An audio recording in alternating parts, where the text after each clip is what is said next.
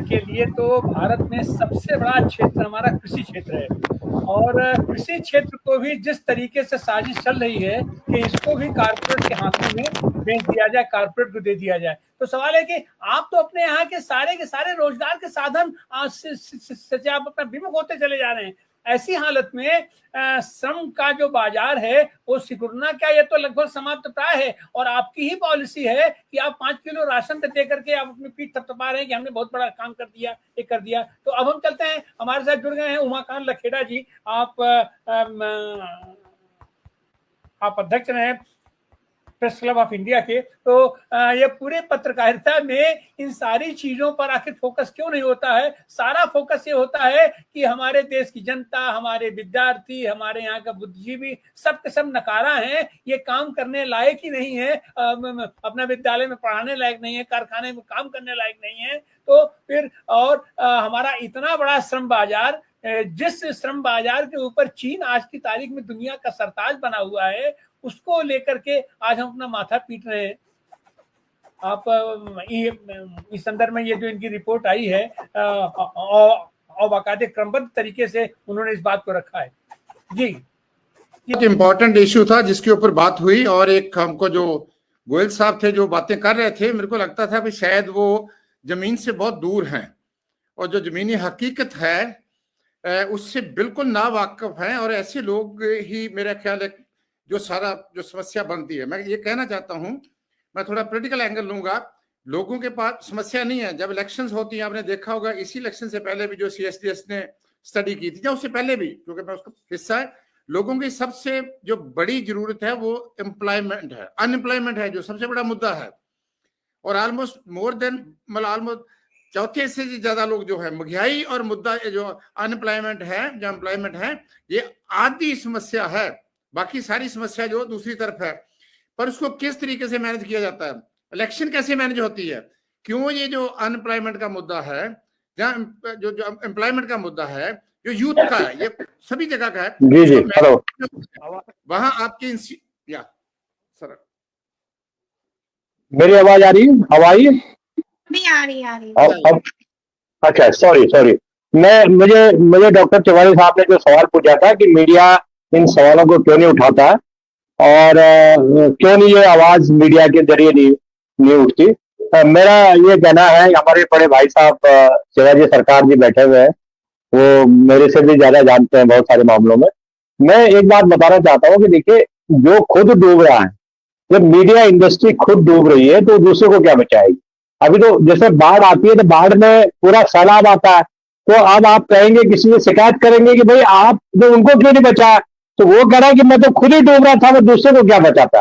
तो media industry की हालत ये है कि आज जो है जो 10 लाख मोटे तौर पर 10 लाख लोग मीडिया इंडस्ट्री में काम करते हैं, उनमें से कम से कम 30% लोग पिछले 4 साल में या तो उनकी जॉब लॉस हुई है, मतलब पहले तो कमर तोड़ी नोटबंदी ने, डिमोनेटाइजेशन ने, उसके बाद जो रही सही कसर थी वो वर्क फ्रॉम होम का एक नया पुलिस में एक नया जुमला चलाया गया, वर्क फ्रॉम होम, और अल्टीमेटली उनको पहले 1/4 तनख्वाह दी गई और उसके बाद उनको घर बिठा दिया, उसको कह दिया कि भाई आप घर में रहो, बाहर मत निकलो। तो नौकरी से निकालने का एक बहुत बड़ा जरिया बना दिया गया। कोई जो वर्किंग जर्नलिस्ट एक्ट था उसको खत्म कर दिया गया, उसकी जगह जूता चप्पल की दुकान और अखबार की दुकान है, टीवी स्टेशन, उसमें जूता चप्पल की दुकान में कोई फर्क नहीं है। तो सबसे बड़ी चीज ये होगी कि आपको जो मीडिया इंडस्ट्री में जो इन सवालों पर जो चर्चा होती थी, ये जितने सवाल है, जितने भी मुद्दे हैं, चाहे वो जॉब लॉसेस के मुद्दे हो, चाहे वो किसानों के मुद्दे हो, चाहे बेरोजगारी के मुद्दे हो, चाहे वो नई एम्प्लॉयमेंट अपॉर्चुनिटी न मिलने के मुद्दे हो, इन सारे सवालों पर मुझे लग रहा है कि जो बहस होती थी अखबारों के अंदर वो पूरी तरह नदारद हो गई है। और अब क्योंकि जो जॉब खा रहे हैं, जिनकी जॉब लॉसेज हो रही है, वही लोग, उन्हीं के अखबार है, उनके टीवी स्टेशन है, उनके अपने यहाँ जॉब लॉस हो रही, तो अपने टीवी स्टेशन में अंबानी के अगर जॉब लोग निकाले जा रहे हैं या अडानी के यहाँ निकाले जा रहे हैं, तो क्यों अपने अखबार में या अपने टीवी में दिखाएंगे, क्यों दिखाएंगे? तो और पार्लियामेंट में वही उन्हीं लोगों का कब्जा हो गया, उन्हीं लोगों की सरकार आ गई है। तो सवाल ये है कि ये सारी चीजें जो अंधेरा है मुझे लग रहा है कि अंधेरा सारी देश में है। मैं तो 2024 की मीडिया इंडस्ट्री की तस्वीर बता रहा हूं कि अकेले 2024 में मीडिया इंडस्ट्री में 15,000 जॉब लॉसेज हुए हैं, 15,000। और इतने फ्रीलांसर्स, प्रेस इंफॉर्मेशन ब्यूरो की जो लिस्ट है, डायरेक्टरी है, उसमें इतने ज्यादा फ्रीलांसर हिस्ट्री में नहीं हुए। मोर देन 70% लोगों ने अपने को फ्रीलांस कन्वर्ट कर दिया है। इस फ्रीलांस का मतलब यह है कि उनके पास कोई जॉब नहीं है, कोई रेगुलर जॉब नहीं है। मोर देन 70% लोग।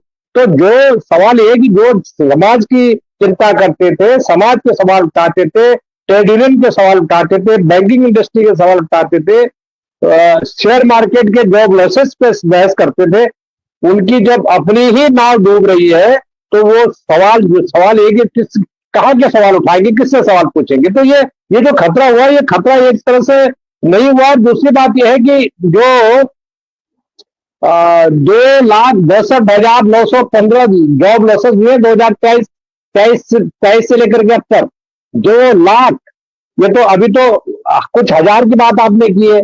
2,62,915 जॉब कहां गई है? अमेजोन से गई है, अल्फाबेट से गई है, माइक्रोसॉफ्ट से गई है, मेटा से गई है। और 59% जो एग्जिस्टिंग स्टाफ है वहां, तो वो जॉब लॉसेज है। जॉब लॉसेज ये चक्र है। जॉब लॉसेज की वजह से जो डिमांड एंड सप्लाई है, जो कंज्यूमर्स के जो उपभोक्ताओं की जो डिमांड होती थी उपभोक्ताओं की, वो सारी डिमांड मार्केट में नील हो गई है, लगभग खत्म हो गई है। ऐसी दशा में, क्योंकि ये जो चक्र होता है, आर्थिक चक्र होता है, ये आर्थिक चक्र जो है जॉब अपॉर्चुनिटी, जॉब एम्प्लॉयमेंट से शुरू होता है। और जब जॉब नहीं होंगी तो कहां जाएंगे? पहले गांव से लोग शहरों की तरफ जॉब मांगने आते थे, लेकिन अब ये उल्टा हो गया कि शहरों में जॉब खत्म हो गई है, शहरों में इंडस्ट्री खत्म हो गई है और लोग बड़े महानगरों की तरफ जॉब ढूंढने जाते थे। तो अब तो लोग गांव में जा रहे हैं, तो लोग गांव में मजाक उड़ा रहे हैं कि भाई तुम तो शहर में जॉब करने गए थे, क्या हुआ आपकी जॉब का? तो ये सिचुएशन हो गई। और इस सब के लिए ये सरकार पूरी तरह जिम्मेदार है।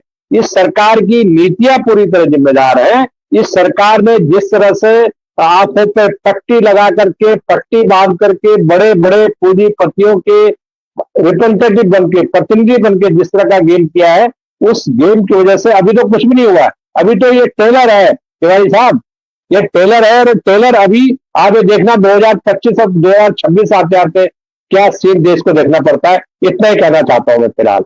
नमस्कार जी। सैखो जी, आपकी समापन टिप्पणी। सैखो जी अनम्यूट कर लीजिए। नहीं, मैं तो वही बात कहता, सभी बातें हो गई। अब वे आउट क्या है? वे आउट वही है। अब पहले किसान थे, अब नौजवान आएंगे, पत्रकार तो साथ में हुए होंगे। Pressure, every day resistance, every day organise pressure नीचे से। ये सरकार की मंशा है, बेरोजगार करो, भगत बनाओ उनको और उसके बाद उनको उपदेश दो। एक कैलकुलेटेड है, जैसे नोटबंदी की बात की है, कितने बड़े बड़े वादे किए थे। लोग मुद्दे उठाते हैं, हर बात लोग मुद्दे जो है, जो अनएम्प्लॉयमेंट का मुद्दा सबसे पहले होता है। फ्रस्ट्रेशन आ रही है, डेस्पिरेशन आ रही है। जागृति ने बोला बहुत सीरियस, हम बिल्कुल बैठे हुए हैं उसके ऊपर, बहुत बड़ी प्रॉब्लम के ऊपर बैठे हुए हैं, पर समय की जरूरत है। नीलम साहब चले गए, इधर भी हो रहा है, पंजाब में भी सारा दोबारा हो रहा है। फिर दोबारा एक बड़ा आंदोलन, जिसमें सिर्फ किसान नहीं होंगे, नौजवान होंगे, सभी लोग होंगे और इनकी पॉलिसी को चैलेंज करेंगे, इनके एजेंडे को चैलेंज करेंगे। हाँ, लोग इकट्ठे आएंगे, वे आउट है, नौकरियां है, सब कुछ है। प्राइवेट सेक्टर पे कोई रेगुलेट नहीं है, कोई रेगुलेशन नहीं है। कितने बड़े बड़े बेनिफिट आ रहे हैं, कितने कितने उनको विंडफॉल ऐसे और दिया जा रहे हैं। डिस्ट्रीब्यूशन कहाँ हो रही है? ये देश को ले बैठेगा। अब जब डिमांड ही खत्म हो जाएगी तो आपका सिस्टम कोलैप्स होगा। पर इन लोगों को क्या फर्क पड़ता है कोलैप्स? ये तो चाहते हैं देश में हबड़ा थबड़ी पड़े। मुद्दे कहाँ लेके जाते हैं? वक्फ बोर्ड ले जाओ, दूसरी तरफ ले जाओ, इस तरफ ले जाओ।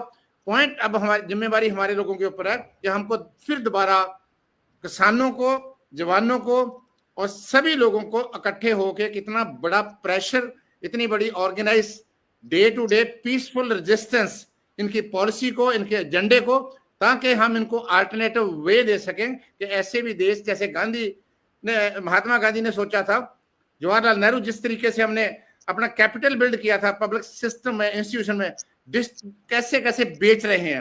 पॉइंट ये है कि मीडिया करता है, जो ऑफिशियल मीडिया उनकी बात नहीं करते, पर अभी भी हमारे पास लखेड़ा साहब जैसे बहुत लोग हैं जो सोशल मीडिया से इस तरीके से, और लोग इनकी बात सुनते हैं। सबसे बड़ी बात है गवर्नमेंट की क्रेडिबिलिटी लोएस्ट लेवल पे ऊपर है, और सबसे ज्यादा नफरत ये तो ताकत से चल रहे हैं, लेजिटिमेसी नहीं है, और इनके पीछे और बैठी, अभी तो समस्या और बढ़ेगी।